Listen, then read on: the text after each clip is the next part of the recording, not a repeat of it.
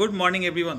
तो आज के इम्पॉर्टेंट करंट अफेयर्स को हम लोग देखते हैं एक एक करके, और उसको डिटेल में हम लोग जानेंगे भी, उससे रिलेटेड जो फैक्ट्स है। चलिए शुरू करते हैं। और पीडीएफ जिनको चाहिए एज यूजुअल ऐप पे चले जाइए, फ्री सेक्शन है वहाँ पे आप जाके डाउनलोड कर सकते हैं। कन्फ्यूज़न हो रहा है कुछ लोगों को कि कहाँ से करें, तो वहाँ पे एक फोल्डर बना दिया गया है करंट अफेयर्स वाले में 6 AM करके, उसमें आप चले जाओगे, मंथ वाइज आपको मिलना शुरू हो जाएगा। चलिए स्टार्ट करते हैं। वो विथ आंसर होगा, तो कंफ्यूज नहीं होना है कि यहाँ पे क्वेश्चंस के साथ है तो वहाँ आंसर नहीं होगा, वहाँ आंसर के साथ है, आप उसको डाउनलोड कर सकते हैं। बट एक्सप्लेनेशन आपको सिर्फ यहीं मिलेगा, आप वहाँ पे उसको पीडीएफ के रूप में लेके प्रैक्टिस कर सकते हो। चलिए स्टार्ट करते हैं। नई दिल्ली में 30 जुलाई, अब ये आसान सवाल था, इसको हमने थोड़ा सा ट्विस्ट किया है। और नई दिल्ली में 30 जुलाई 2024 को यूनेस्को की विश्व धरोहर समिति की कौन से सत्र की बैठक हुई है? किस सत्र की बैठक दिल्ली ने इसका की अध्यक्षता की है? तो किस सत्र की? 42, 45, 46 या 48? यानी 42, 45, 46 एंड 48। आंसर क्या होगा? Answer is C. अब तो कभी नहीं आप भूलेंगे कि भारत ने 46 यानी 46वें सत्र की अध्यक्षता की है। और कब से कब तक किया है? 21 से 31 जुलाई के बीच में दिल्ली में अध्यक्षता हुई है। पहले एक सवाल और कर लेते हैं।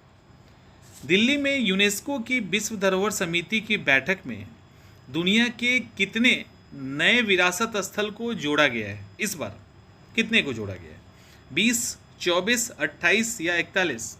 20, 24, 28 या 41? आंसर क्या होगा? जोर डालो दिमाग पे, आंसर क्या होगा? आज सुबह सुबह ही कुछ क्वेश्चंस को समाप्त करते हैं हम लोग। चलिए, आंसर इज बी यानी 24। अब आइए फैक्ट पे। भारत पहली बार 21 से लेकर 31 जुलाई के बीच में यूनेस्को की यहाँ पे विश्व धरोहर की मेजबानी किया गया, भारत के द्वारा दिल्ली में हुआ है। ठीक है, 46वां सत्र था। 21 जुलाई को जब ये हुआ तो यूनेस्को के अभी डायरेक्टर कौन है, महानिदेशक कौन है? तो यूनेस्को के जो महानिदेशक हैं उनका नाम है आंड्रे अजोले। ठीक है, ऑड्रे अजोले। उनके उपस्थिति में स्टार्टिंग तो हुई और लास्ट किया गया किसके द्वारा? जब अंत हुआ 30 जुलाई को बेसिकली, तो पर्यटन मंत्री जो है हमारे हैं, यानी केंद्रीय संस्कृति और पर्यटन मंत्री कौन है? गजेंद्र सिंह शेखावत। तो इन्होंने इसको एड्रेस किया था। याद रखिएगा 21 से 31 जुलाई के बीच में ये हुआ है। ठीक है,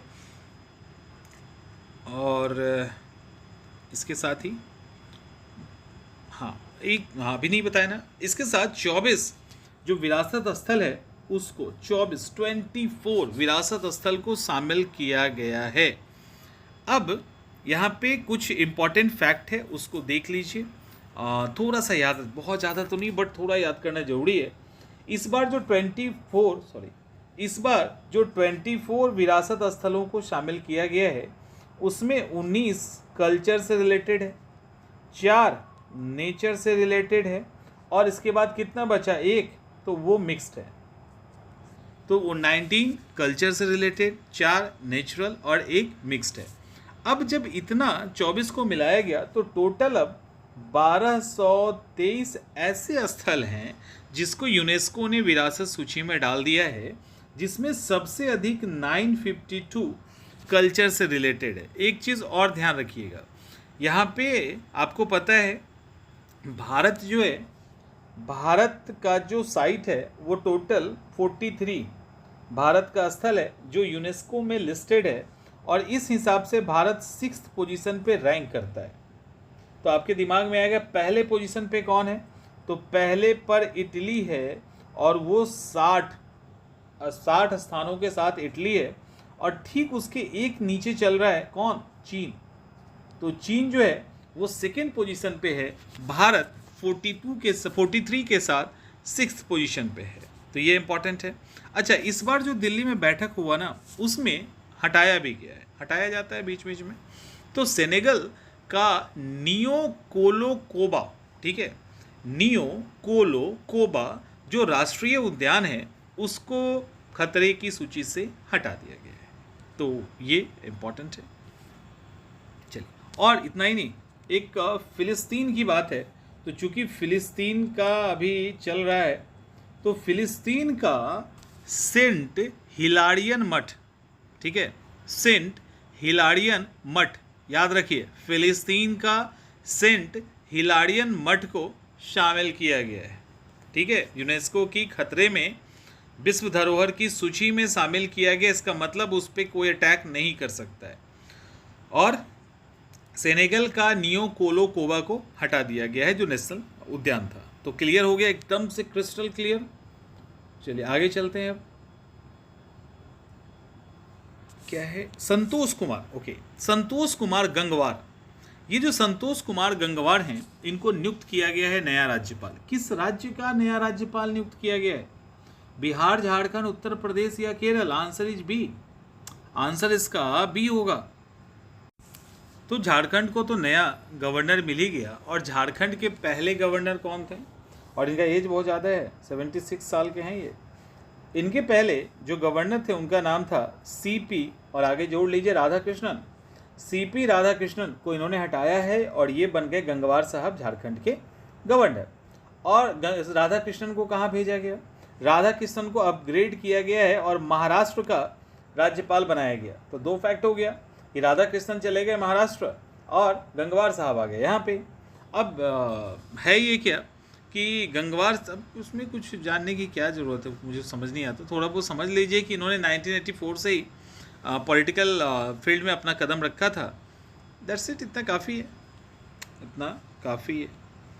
हाल ही में किस राज्य की विधानसभा के द्वारा, ये जान लो, किस राज्य की विधानसभा के द्वारा धर्मांतरण विरोधी संशोधित विधेयक पारित किया गया है? धर्मांतरण विरोधी संशोधन विधेयक, संशोधन वाला, याद रखना, पारित किया गया। एमपी, उत्तराखंड, हिमाचल प्रदेश और उत्तर प्रदेश। ऑब्वियसली कौन होगा? अभी बाबा का चल रहा है डंका, तो बाबा हैं, यानी उत्तर प्रदेश। अब उत्तर प्रदेश में योगी बाबा ने इसको थोड़ा सा टाइट किया है, सख्त किया है, और ये बिल पास किया गया, ठीक है। इसमें इसको कहा गया है उत्तर प्रदेश विधि विरुद्ध, सुनिए अच्छे से, उत्तर प्रदेश विधि विरुद्ध धर्म परिवर्तन प्रतिषेध विधेयक 2024 को पारित किया गया। इसमें क्या हुआ है, पहले जो सज़ा था 10 साल, उसको बढ़ा दिया गया है, ठीक है। तो इन्होंने क्या किया, 10 साल को बढ़ाकर 20 साल या आजीवन कारावास। कब? यदि किसी महिला को शादी करने के पर्पज से उस पर हमला करता है, धमकाता है, और इस कारण से अगर उसका धर्म परिवर्तन करवाने की कोशिश करता है, तो इसको गंभीर अपराध माना जाएगा और उनको 20 साल या आजीवन कारावास की सज़ा होगी, 10 साल की सज़ा नहीं होगी। तो मतलब कहने का कि कोई भी व्यक्ति किसी महिला या नाबालिग को या किसी अन्य व्यक्ति को धर्म परिवर्तन करने के इरादे से, जो इल्लीगल है, सिर्फ महिलाएं नहीं सब आ जाएंगे, इल्लीगल है, तो उन पे हमला करता है, शादी करता है या शादी का वादा करता है, धमकाता है, तो फिर उनको 20 साल या उससे अधिक की कारावास की सज़ा हो सकती है। किस टेनिस खिलाड़ी ने 2024 ओलंपिक से बाहर आने के बाद संन्यास लेने का फैसला किया? रोहन बोपन्ना, महेश भूपति, लिएंडर पेस या सानिया मिर्जा? फैक्ट्स देखिए, टेनिस खिलाड़ी हैं, पेरिस में ओलंपिक हो रहा है, तो ये भी एक फैक्ट याद हो जाएगा। अब कौन है? आंसर क्या होगा? रोहन बोपन्ना, महेश भूपति, लिएंडर पेस, सानिया मिर्जा। तो ये लोग तो पहले ही ले चुके हैं, तो आंसर क्या है? A. Answer is A, Rohan Bopanna. भारत के मतलब सक्सेसफुल टेनिस खिलाड़ी में से एक है रोहन बोपन्ना। अब ये जब बाहर आ गए तो इन्होंने बोला कि अब भैया हमसे नहीं हो पाएगा, अब बेइज्जती हो जाएगी ज़्यादा, तो हम वापस आते हैं। और अच्छे खिलाड़ी हैं रोहन बोपन्ना, लगभग 20 साल से खेल रहे हैं और अच्छे खिलाड़ी हैं। तो रोहन बोपन्ना ने अब अपने सफ़र को रोक दिया है, ठीक है। और इनका सामना फ्रांस के गेल मोनफिल्स और एड्रोस रोजर वेस्लिन से हुआ था। और इनके साथ जो ये पुरुष युगल में यानी मेल युगल में खेलते थे, तो ये एन श्रीराम बालाजी के साथ इन्होंने जोड़ी बनाई थी। हार का सामना करना पड़ गया, उसके बाद इन्होंने अपने कैरियर को छोड़ दिया। तो ये फैक्ट है। अभी हाल ही में मिश्रित युगल स्पर्धा में एशियाई खेल 2022 में उन्होंने गोल्ड मेडल जीता था। तो ये सारे फैक्ट हैं। अगर हम ग्रैंड स्लैम की बात करें तो फ्रेंच ओपन 2017 को इन्होंने मिश्रित युगल में जीता था।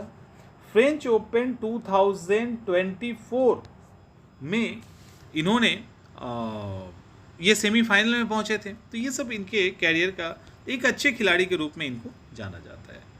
चलिए, श्रीलंका के द्वारा वुमेन एशिया कप, ठीक है, विमेंस एशिया कप 2024 का खिताब जीता गया है।